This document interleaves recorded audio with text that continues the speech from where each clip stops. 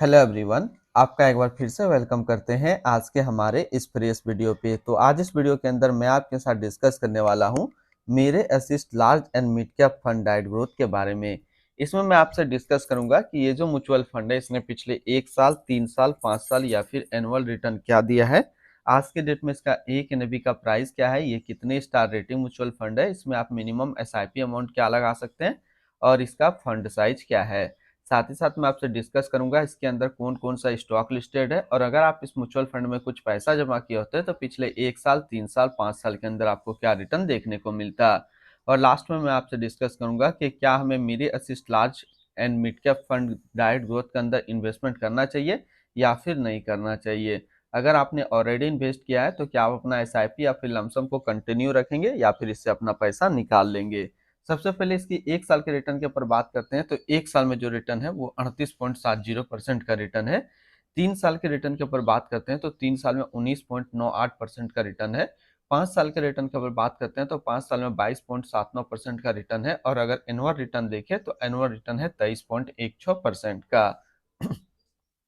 अब हम लोग एनएवी की बात करते हैं तो आज के डेट में इसका एक एनएवी का प्राइस है 150 रुपया 8 पैसा। रेटिंग की बात करते हैं तो ये 3 स्टार रेटिंग म्यूचुअल फंड है। इसमें आप मिनिमम एसआईपी अमाउंट 500 रुपया का लगा सकते हैं और इसका फंड साइज है 34,974 करोड़ का। बात करते हैं मेरी assist large and mid cap fund diet growth के अंदर आप जो है लमसम नहीं कर सकते हैं, सिर्फ मंथली एसआईपी पे आप अपना पैसा इन्वेस्ट कर सकते हैं।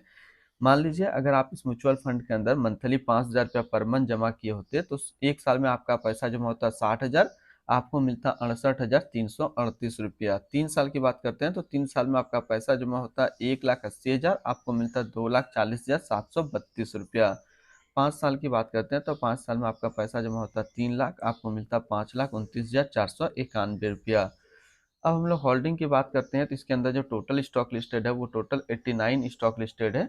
अगर हम इसमें टॉप 10 स्टॉक और उसके सेक्टर वाइज देखते हैं तो पहला नाम आता है एचडीएफसी बैंक लिमिटेड जो कि फाइनेंशियल क्षेत्र, Axis bank limited financial, Reliance industrial limited energy, ICICI bank limited financial, Kotak Mahindra bank limited financial, Larsen and टर्बो limited construction, State Bank of India financial, NTPC limited energy, persistent E estate projects limited construction, Bharat forge limited automobile के क्षेत्र में है।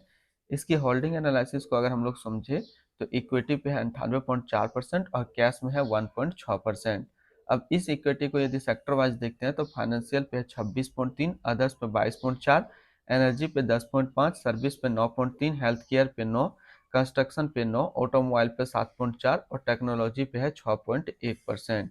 इसकी advance ratio की बात करते हैं तो इसका प्राइस टू अर्निंग रेशियो 22.20 और इसका पीबी रेशियो 3.52।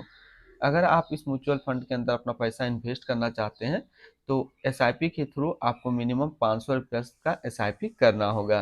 अब हम लोग बात कर लेते हैं रिटर्न एंड रैंकिंग का और यहीं पे आपको समझ में आएगा कि क्या हमें इस म्यूचुअल फंड के अंदर अपना पैसा इन्वेस्ट करना चाहिए या फिर नहीं करना चाहिए।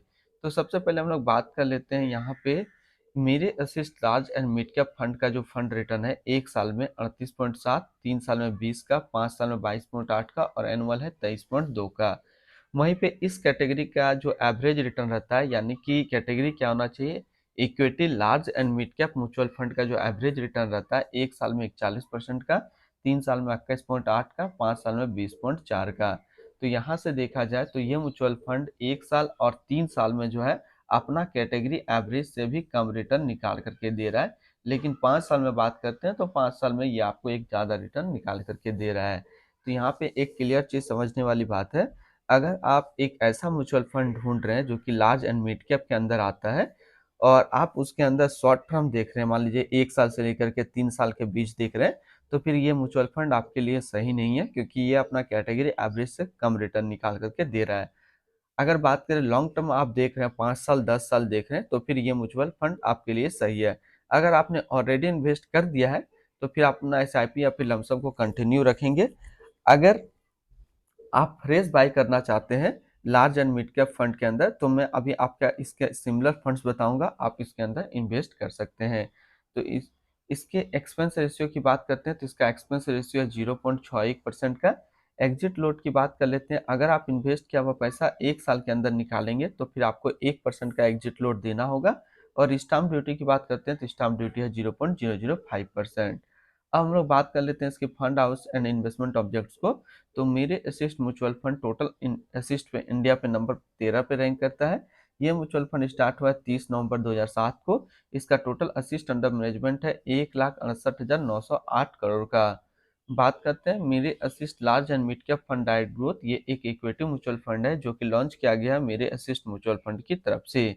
ये म्यूचुअल फंड स्टार्ट हुआ है 30 नवंबर 2007 को। नीलेश सुराना अभी इसका करंट फंड मैनेजर है। इस फंड का करंटली असिस्ट अंडर मैनेजमेंट है 1,68,909 करोड़ का। और लेटेस्ट ने भी है 150 रुपया 8 पैसा। बात करते हैं मेरे assist large and mid cap fund direct growth. ये एक काफी हाई रिस्क म्यूचुअल फंड है। इसमें मिनिमम एसआईपी अमाउंट 500 रुपये का सेट किया गया है। अगर आप इन्वेस्ट किया हुआ पैसा 1 साल के अंदर निकालेंगे तो फिर आपको 1% का यहाँ पे एग्जिट लोड देना होगा। तो आज इस वीडियो के अंदर मैंने आपके साथ डिस्कस किया मेरे assist large and mid cap fund के बारे में। फिर मिलते हैं हम लोग नेक्स्ट कोई इस तरीके का वीडियो की अच्छी जानकारी को लेकर के।